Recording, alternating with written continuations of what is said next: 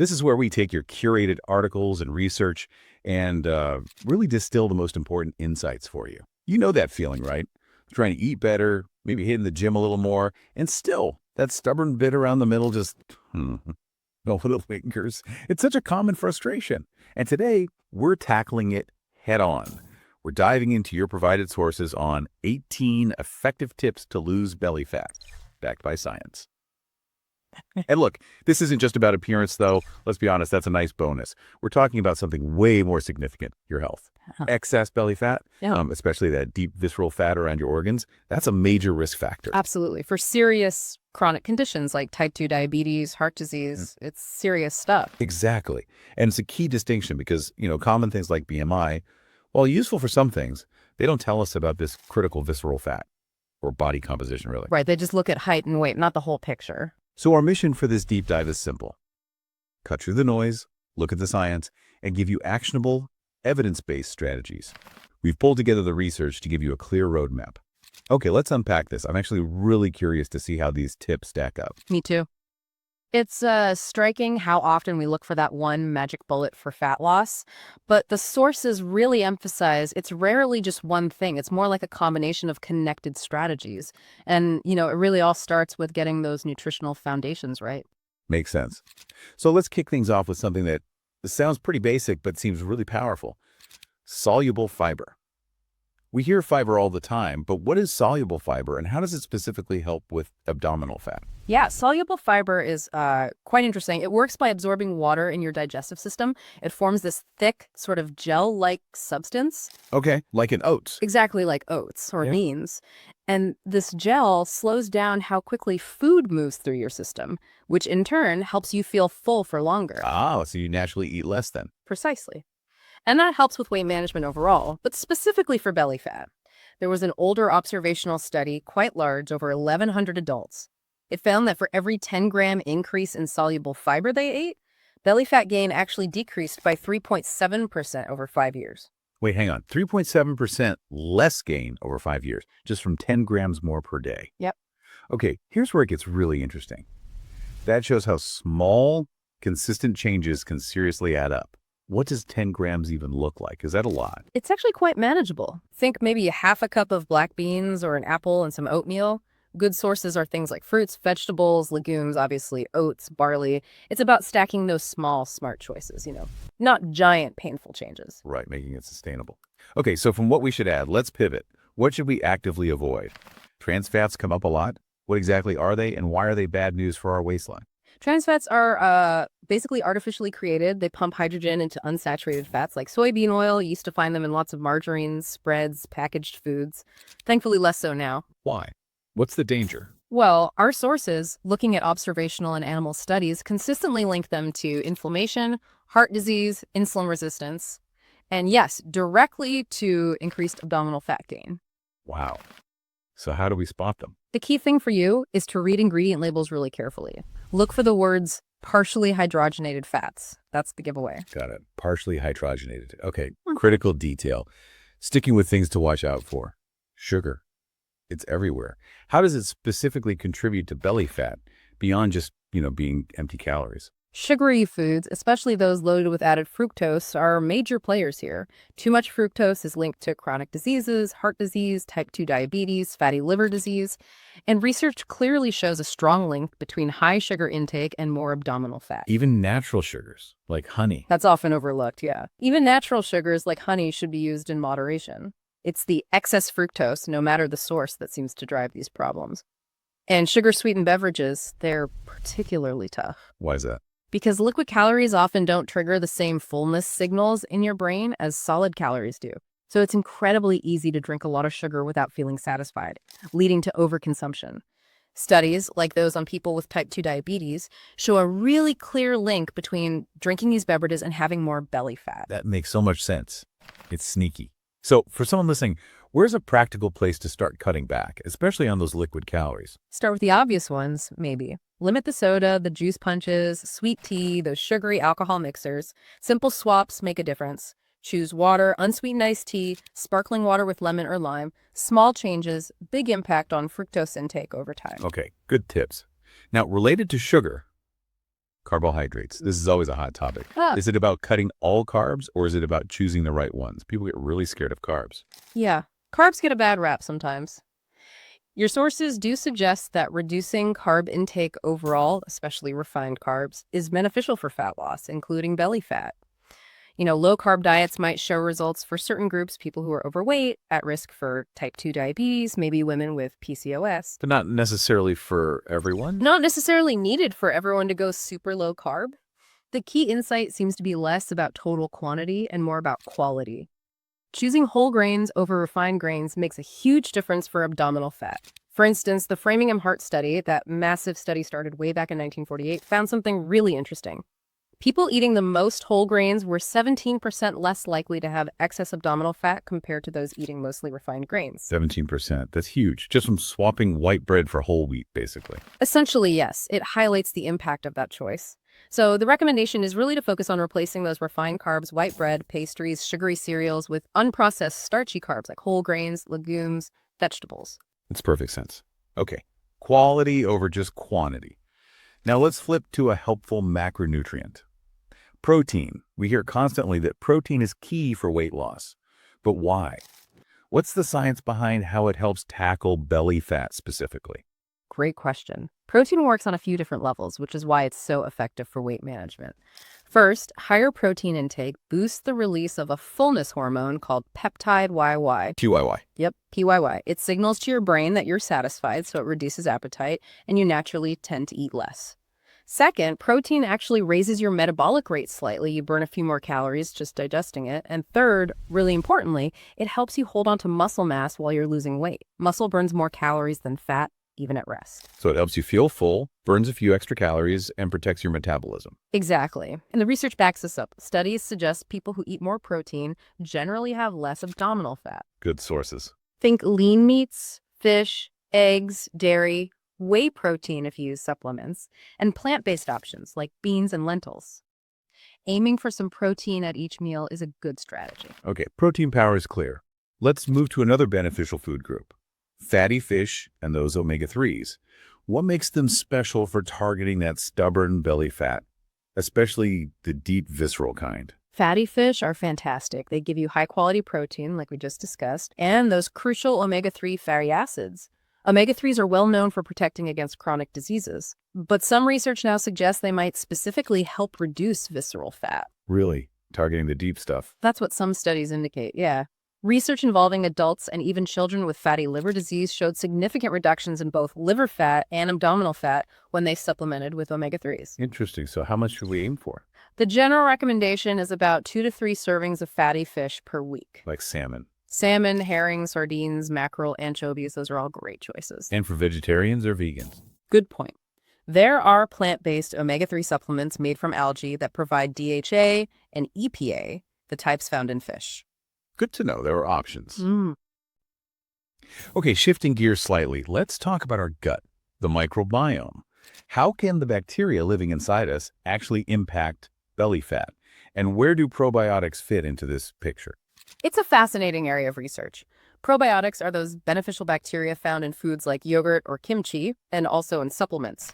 They're known to improve gut health and support immune function. But research is showing they play a role in weight regulation, too. A healthy, balanced gut microbiome seems to help with weight loss, including a belly fat reduction. Are there specific types of bacteria that are better? Some research has actually pointed to specific members of the Lactobacillus family. Names like Lactobacillus fermentum, Lactobacillus amylovirus, and especially Lactobacillus gasseri have shown potential in studies for specifically helping reduce abdominal fat. Well, that's specific, but I guess it's not quite as simple as just taking a lactobacillus pill, is it? There's so much hype around probiotics. That's a really crucial point. Yes, the potential is there, but we definitely need more high-quality research to be certain about these effects. And it's important for you to remember that probiotics aren't regulated like drugs by the FDA. So the quality and strains can vary a lot. It's always best to talk with your doctor before starting any new supplement, especially probiotics. Okay, solid advice. Always check with a professional. So we've covered a lot on the nutrition front: fiber, trans fats, sugar, carbs, protein, fish, probiotics. That's a strong foundation. But real change often means looking beyond just what's on our plate. Let's talk about lifestyle, those daily habits that quietly shape our bodies. First up, alcohol. The beer belly is a common term. Is there actually a direct link? There certainly seems to be. While, very small amounts of alcohol might have some minor benefits, too much clearly contributes to belly fat gain. Recent research, just from 2023, specifically links alcohol consumption to an increased risk of storing excess fat around the waist. Okay, so quantity matters. It does, but what's maybe even more interesting is how you drink. An older study from 2003 with over 2,000 people found something counterintuitive. People who drank daily but averaged less than 1 drink per day actually had less belly fat Less. Than who? than people who drank less often overall but consumed more alcohol on the days they did drink, like binge drinking on weekends. Whoa, okay. That is counterintuitive. So consistent moderation might be less harmful to the waistline than occasional big nights out. Why would that be? It could be how the body processes it. When you flood your system with a lot of alcohol at once, your liver has to work overtime metabolizing the alcohol itself. This can pause other metabolic processes like fat burning and might lead to more immediate fat storage from the excess calories consumed with the alcohol or while drinking. The official dietary guidelines for Americans reflect this idea of moderation. Limit to 2 drinks or fewer per day for men and 1 or fewer for women. Right. Moderation is key. Okay, moving from drinks to feelings. Stress. This feels huge for so many people. How does something like stress, which feels mental, actually lead to physical fat storage around the middle? The connection is very real, and it's hormonal. When you're stressed, your adrenal glands pump out cortisol. The stress hormone. Exactly. And high levels of cortisol do a couple of things relevant here. They increase appetite, making you crave often high-calorie comfort foods. And importantly, cortisol specifically signals your body to store fat around your abdominal organs, that visceral fat we talked about. Oh, wow. So it directly tells fat to go there. It seems to drive storage in that area. And what's more, the sources mention that women who already carry more weight around their waist tend to produce even more cortisol in response to stress. Creating a vicious cycle. Pretty much. More stress leads to more cortisol, leads to more belly fat, which might make you more sensitive to stress. It can spiral. Yikes. Okay, but for someone in a high-stress job or life situation, just saying stress less isn't helpful. What are some actual practical first steps to manage cortisol, even small ones? You're absolutely right. It's not about eliminating stress overnight. It's about building coping mechanisms. Engaging in activities that actively lower stress is key. Even short bursts can help. Things like practicing deep breathing for just a few minutes, taking a short walk outside, listening to calming music. Some people find yoga or meditation really helpful, even if it's just 10-15 minutes. Scheduling just 5 minutes of quiet time can make a difference. These small breaks help buffer that cortisol response and, over time, can help reduce that drive for abdominal fat storage. Building small, consistent habits. That makes sense. Okay, another huge lifestyle factor, sleep. How does hitting the hay or not hitting it enough impact our waistline? Sleep is incredibly foundational. If you're not getting enough good quality sleep, it throws a lot of things off balance, including hormones that regulate appetite and metabolism.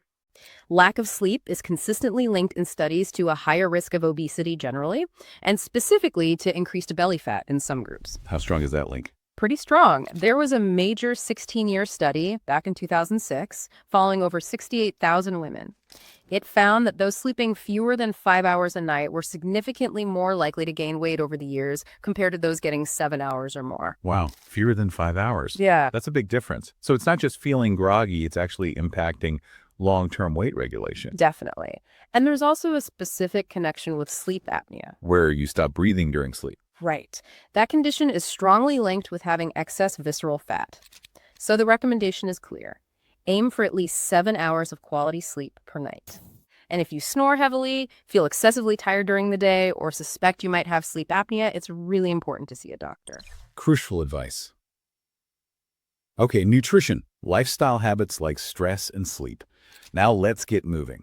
Let's talk about exercise and how targeted physical activity can really boost our efforts.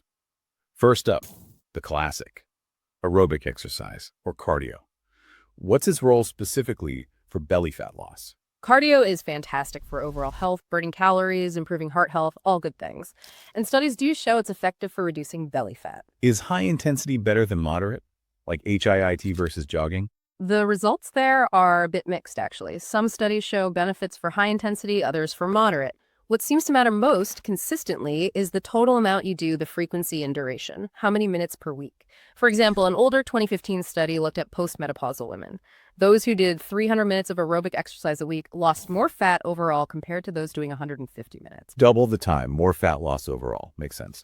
Interestingly, though, in that specific study, the difference in visceral fat loss between the two groups wasn't huge, but overall, more cardio generally leads to more fat loss, including from the belly. Okay, so consistency and total volume matter. Just get moving regularly. What about resistance training? Weightlifting. Is that just for building muscle, or does it help shrink the waistline too?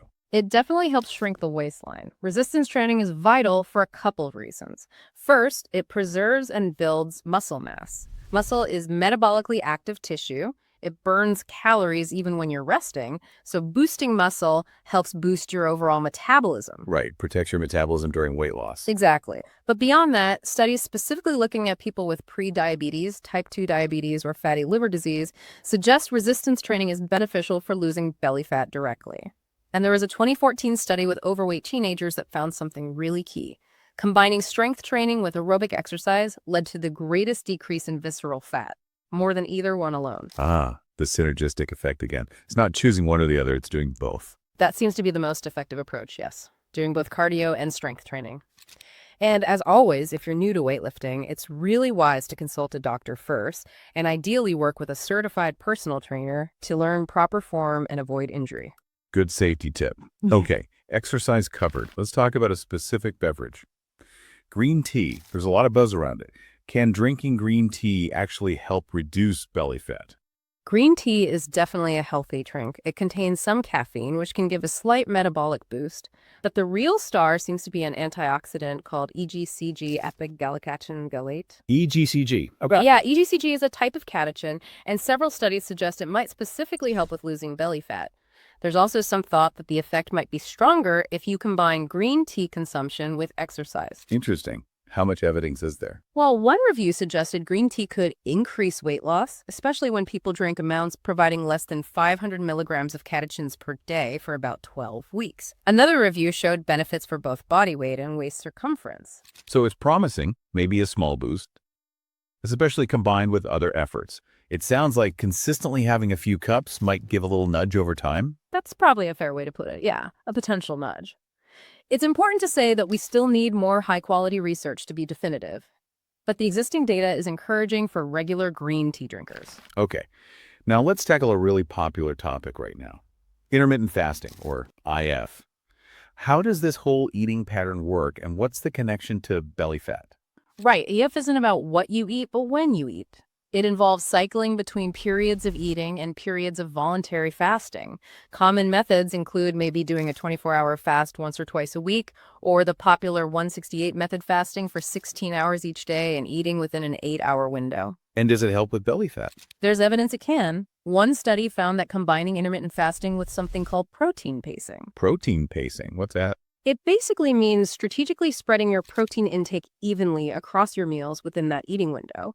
Helps with muscle maintenance and fullness. Anyway, that study found combining IF with protein pacing led to greater reductions in body weight, total body fat, and visceral fat compared to just standard calorie restriction. Okay, that combination sounds powerful. But your sources mention some potential downsides or considerations, especially for women. Yes, that's a really important point to highlight. Some older research suggested that IF might negatively impact blood sugar control in some women, though not necessarily in men. The mechanisms aren't fully clear, maybe hormonal differences. So the crucial advice here is listen to your body. If you try IF and experience negative effects like extreme fatigue, dizziness, significant mood swings, weird blood sugar issues, you should stop immediately. And absolutely, always talk with your doctor before trying IF, especially if you have diabetes, blood sugar issues, a history of eating disorders, or any other underlying health conditions. Excellent caution. Definitely not something to jump into without thinking it through and maybe getting professional advice. Okay, so we've got nutrition tips, lifestyle changes, exercise strategies. With all these different factors, how do we keep track? How do we know if we're making progress? That's where tracking comes in. It sounds basic, but it's incredibly effective. The core principle of weight loss, remember, is consuming fewer calories than your body burns. Tracking helps you manage that energy balance. Using a food diary, an online tracker, or an app helps you see not just calories, but also your intake of protein, carbs, fiber, even micronutrients. It's awareness. Exactly. Awareness is key. Many trackers also let you log your physical activity, and research consistently shows that people who track their intake and activity tend to be more successful with weight loss. Makes sense. You manage what you measure. Yeah. Okay, finally, we've gone through, 18 different tips. It seems pretty clear this isn't about picking just one magic bullet. For someone listening, feeling maybe a bit overwhelmed, how do they realistically combine these things? What's the strategy? That's the crucial takeaway, really. Doing just one of these things in isolation probably won't have a massive effect. The real power comes from combining different methods that work together, creating that synergy we talked about. Think about it. Improving your diet with more fiber and protein, and managing stress, and getting enough sleep, and adding regular exercise, they all support each other. So it's about building a healthier lifestyle overall. Precisely. Many of these tips aren't radical. They're components of a generally balanced, healthy way of living. The best approach is likely to pick one or two areas you feel you can realistically tackle first. Maybe it's swapping sugary drinks for water or adding a 20-minute walk each day. Start small, build consistency, feel successful, and then layer on another habit. So what does this all mean for you listening right now? It really boils down to taking a holistic, long-term view. It's not about crash diets or quick fixes. It's about patiently building healthier habits, staying active in ways you enjoy, and gradually reducing those ultra-processed foods. When you focus on those sustainable lifestyle changes, fat loss, including that stubborn belly fat, often happens naturally as a result. Exactly right. And it's so important to frame this discussion around health and sustainable habits, not just aesthetics or potentially harmful diet culture. We need to acknowledge that disordered eating and eating disorders are serious issues. They can affect anyone, regardless of identity, and are caused by complex factors. If you or someone you know is struggling, please reach out for professional help. Talk to a healthcare provider or contact organizations like the National Alliance for Eating Disorders or SAMHA. Also, just a note on the research we discussed, often studies use binary terms like male and female. This reflects the language in the source material, and it's often unclear if these studies included participants with more expansive gender identities. That's a limitation to keep in mind. And fundamentally, before you make any big changes to your diet or exercise plan based on this, please consult with your doctor or another qualified healthcare professional. They can help you create a plan that's safe and personalized for you, especially if you have any existing health conditions.